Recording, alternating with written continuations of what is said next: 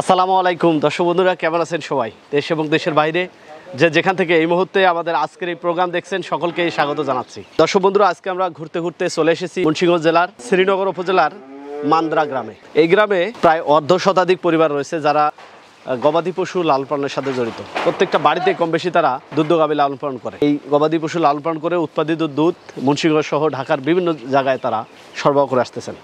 এখানে কর্মসংস্থান হয়েছে অনেকেরই এবং অনেকেরই ভাগ্যের পরিবর্তন ঘটতেছে। প্রসঙ্গত একটু বলে রাখি, এর আগে আমরা ময়মনসিংহ ঈশ্বরগঞ্জে গিয়েছিলাম উদ্যোক্তা রাব্বি ভাইয়ের সন্ধানে। তিনি মাছ চাষ করে এবং মাছের প্রোডাক্ট বাজারজাত করে আসেন। সেটি ছিল তার শ্বশুরের বাসা।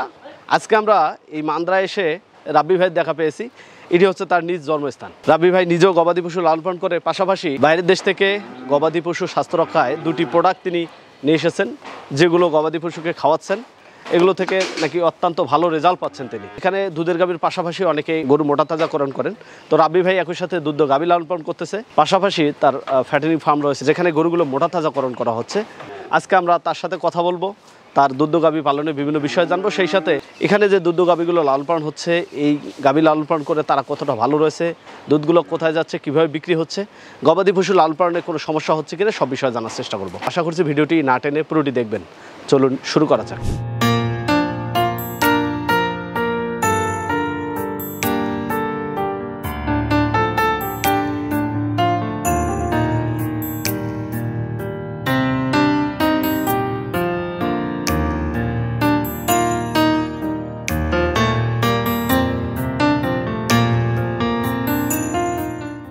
আসসালামু আলাইকুম। ওয়ালাইকুম আসসালাম। ভালো আছেন? আলহামদুলিল্লাহ, আপনি কেমন আছেন? তারপরে কি অবস্থা, এদিকে কি মনে করে আজকে? আলহামদুলিল্লাহ, আমরা এসেছিলাম এই আপনাদের মান্দ্রা গ্রামে যে গরু পালন হচ্ছে, আচ্ছা আচ্ছা, এটা চিত্র ধারণ করতে। তো এখানে এসে আপনাকে দেখা পেয়ে ভালো লাগলো। আমারও ভালো লাগতেছে যে আজকে আবার দেখা হয়ে গেল আপনার সাথে। আমরা যতটুকু জানি যে মাছ চাষ এবং এটার প্রোডাক্ট বাজারজাতকরণ করে আসতেছেন রাসেল এগ্রোর মাধ্যমে। জি জি। এর পাশাপাশি আজকে জানতে পারলাম যে এখানে আপনার গ্রাম এবং এখানে গবাদি পশু লালন পালন হয়। একটু গবাদি পশু লালন পালন সম্পর্কে জানতে চাই। গবাদি পশুটা মূলত আপনাকে হয়তো বলা হয় নাই আমার, বা আপনি জানেন না, এটা কিন্তু মাছ চাষের আগে থেকেই গবাদি পশুর প্রতি আমার একটা নেশা ছিল। বাপ-দাদার একটা আর কি, ওনারা গবাদি পশু পালন করে, তো ওইটাই আমি ধরে রাখছিলাম। যেখানে মাছের ভিডিওটা করছিলাম সেটা হচ্ছে আমার শ্বশুর বাড়ি, আচ্ছা, মানে আপনার ভাবিদের বাড়ি। আর এটা হচ্ছে আমার জন্মস্থান মুন্সিগঞ্জ শ্রীনগর থানার এই মান্দ্রা ইউনিয়ন আর কি।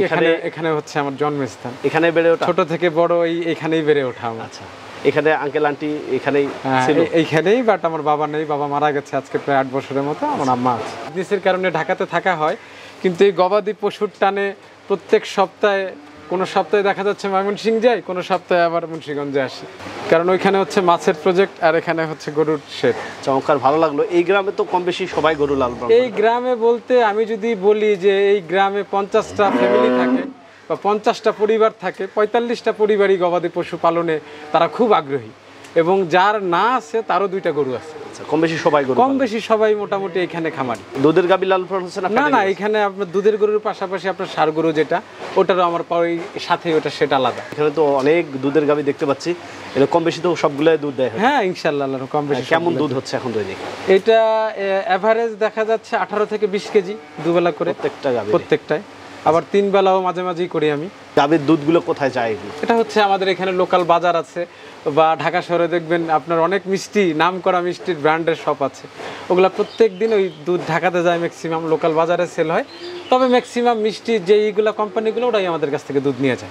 যেহেতু ব্যবসায়িক কাজে ব্যস্ত থাকেন, হয়তো ঢাকা শহরে থাকা হয়, এই খামারটি ম্যানেজমেন্ট হয় কিভাবে? খামারটি ম্যানেজমেন্টের জন্য আমার এখানে লোক রাখা আছে, যাদের কাজ প্রত্যেক দিন সকালে নামাজ পড়ার পর শুরুই হয় হচ্ছে আগে হচ্ছে টোটালটা ক্লিন করা। আচ্ছা, কারণ আপনি যে কোনো জিনিসই লালন পালন করেন তার থাকার স্থানটা হচ্ছে ক্লিন থাকতে হবে। প্রথমে হচ্ছে যে দুধটা, ওটা সকালে একবার আমরা 6টা থেকে 6:30টার ভিতরে একবার দুধটাই করা হয়। তারপরে হচ্ছে অনেক সময় দুপুরে, আর না হলে সন্ধ্যায়, 2 টাইমস আর কি প্রত্যেক দিন আমাদের দুধ দোয়ানো হয়। খাবারটা কি খাওয়ানো হয় গাভীগুলো? দানাদার খাবার আছে, ঘাস, ভুসি, কুড়া, এই টাইপের। ছোটোবেলা থেকেই কিন্তু একটা শখ ছিল গবাদি পশু বা মাছ, কিন্তু এখন বর্তমানে যে মার্কেট চাহিদা, বাজারের যে দর, আপনার দানাদার খাবারের বা সব কিছুর মিলাই হাঁপায় উঠতেছিলাম। মনে হচ্ছিল যে না, শখ করে পালা যাবে, বাট বিজনেস আকারে এটা পসিবল না।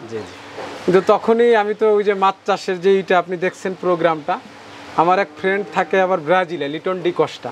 আচ্ছা, তো একদিন হুট করে আমাকে রাত্রে ফোন দিল যে কি ব্যাপার রাব্বি ভাই, কি অবস্থা, আপনার মাছের ফিশারি কেমন চলতেছে? বললাম না আলহামদুলিল্লাহ ভালো চলতেছে। বললো আমি জবের পাশাপাশি ওদের আবার ওইখানে খামার টাইপের বাংলো বাড়ির মতো বাসা আর কি ব্রাজিলে। এখানে দুইটা প্রোডাক্ট আছে আপনার, একটা হচ্ছে মিট ফাস্টার আর একটা হচ্ছে আপনার মিল্ক ফাস্টার।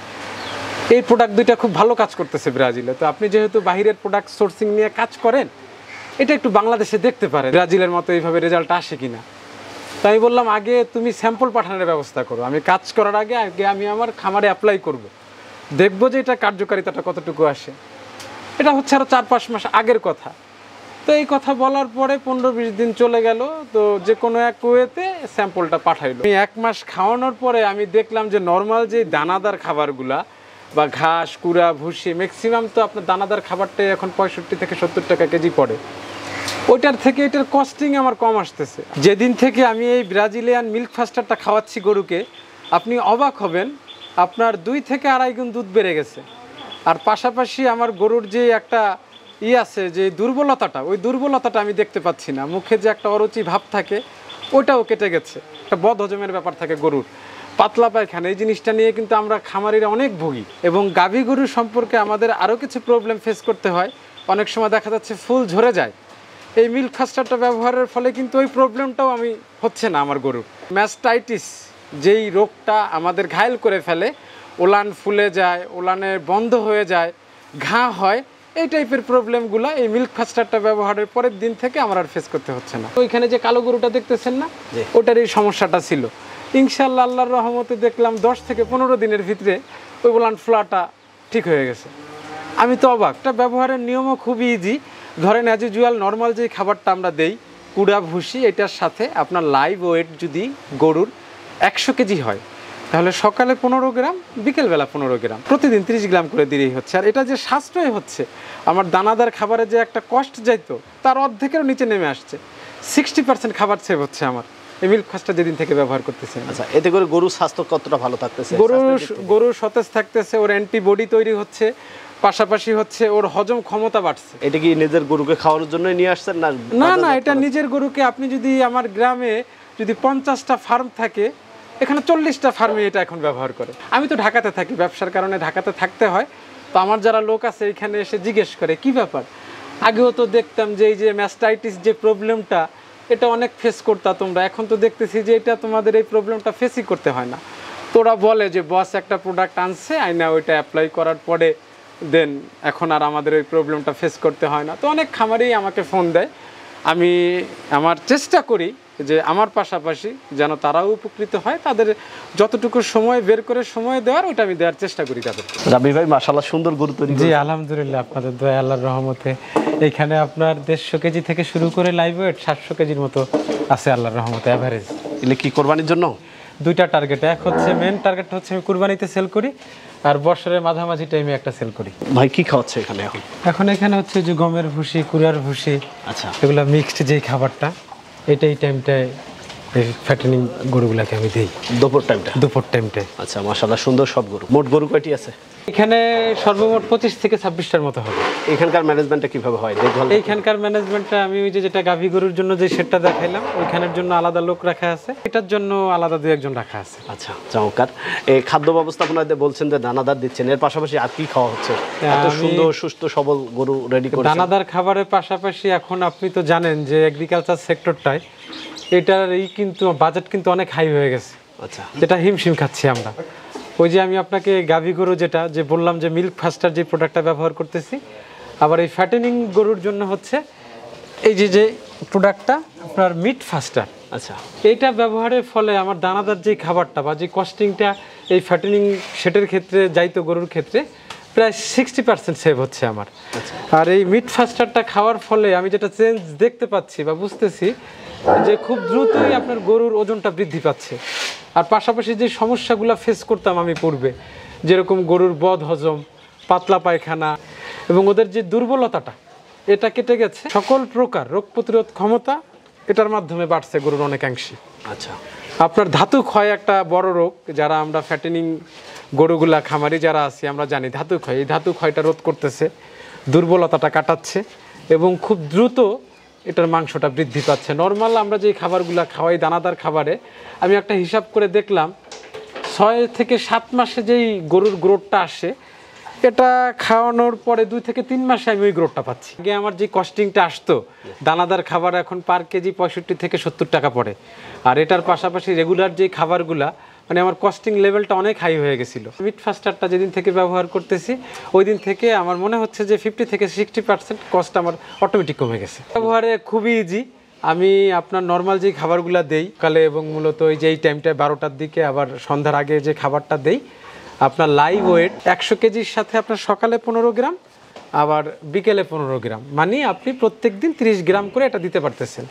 এবং এটা ডে বাই ডে আপনি 1 সপ্তাহ পরে আবার এটার পরিমাণটা আরও বাড়ানো যাবে। শুরু থেকে আপনি সকালে 15 গ্রাম পাউডার ওই স্বাভাবিক খাবারের সাথে মিক্সড করে আবার বিকেলে ওই আবার 15 গ্রাম স্বাভাবিক খাবারের সাথে মিক্সড করে গরুকে খাওয়াতে হবে। আপনি দেখেন আমার এই শেডে প্রত্যেকটা গরুর কালার দেখেন, গ্লেজ দেখেন, মাশাআল্লাহ। আমি যে নিজে আমার আপনার ফ্যাটেনিং যে শেড আছে এখানে যে খাওয়াচ্ছি বিষয়টা তা না, এটার পাশাপাশি আমি চাই বাংলাদেশের যত প্রান্তিক খামারি আছে, গবাদি খামারি আছে, তারা সবাই এটা ব্যবহার করুক এবং আমার মতো স্যাটিসফাইড হোক এই মিট ফাস্টারটা ব্যবহার করে ব্রাজিলিয়ান। আর এটা পাওয়ার মাধ্যম খুবই সহজ। আমি বলবো বাংলাদেশে যারা প্রান্তিক খামারি আছেন, গবাদি পশু যারা লালন পালন করেন, অনলাইনে রাসেল অ্যাগ্রো লিমিটেডের হটলাইন নাম্বারে ফোন দিলেই একদম আপনার হাতে পণ্যটি পৌঁছে যাবে। আপনাদের এই গ্রামে এসেছিলাম গবাদি পশুর লালন পালন পদ্ধতি সম্পর্কে জানতে। আপনার সাথে দেখা হয়ে ভালো লাগলো, নতুন একটি তথ্য খামারিদেরকে দিতে পারলাম।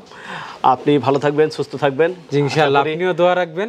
আমি চাই আমি যেভাবে সফলতার পথে অল্প অল্প করে আগাচ্ছি, বাংলাদেশের প্রত্যন্ত অঞ্চলের প্রত্যেকটা প্রান্তিক খামারি যেন আমার মতোই এভাবে সফলতার মুখ দেখতে পারে। জি, আপনাকে অসংখ্য ধন্যবাদ জানিয়ে বিদায় নিচ্ছি। আসসালামু আলাইকুম। ওকে, ওয়ালাইকুম আসসালাম, ভালো থাকবেন। দর্শক বন্ধুরা, আমরা কথা বললাম রাবি ভাইয়ের সাথে, তার দুগ্ধ গাভীর খামার এবং ফ্যাটেনিং ফার্ম আপনাদেরকে দেখানোর চেষ্টা করলাম। কোরবানি ঈদকে ঘিরে আমাদের দেশের অসংখ্য খামারিরা এই ধরনের মোটা তাজাকরণের সার গরু প্রস্তুত করছে।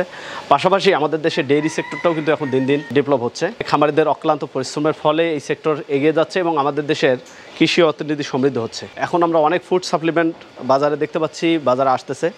তেমনি রাসেল অ্যাগ্রো লিমিটেড দুটি প্রোডাক্ট নিয়ে এসেছে। আপনারা যারা গবাদি পশু লালন পালন করতেছেন অবশ্যই একটু জেনে ভেবে চিনতে এই প্রোডাক্টগুলো খাওয়ালে আমার মনে হয় যে খামারের গবাদি পশুর স্বাস্থ্য রক্ষায় একটা গুরুত্বপূর্ণ ভূমিকা রাখবে। পাশাপাশি আমরা এখান থেকে আর্থিকভাবে স্বাবলম্বী হতে পারবো। দর্শক, এই ছিল মান্দ্রা শ্রীনগরের খামারিদের গবাদি পশু লালন পালনের বিভিন্ন চিত্র নিয়ে আমাদের আজকের এই প্রতিবেদন। আপনাদের আশেপাশের সফলতার গল্প আমাদের জানিয়ে দিন। আমাদের সাফল্য কথা টিম চলে যাবে আপনাদের কাছে। ধন্যবাদ সবাইকে।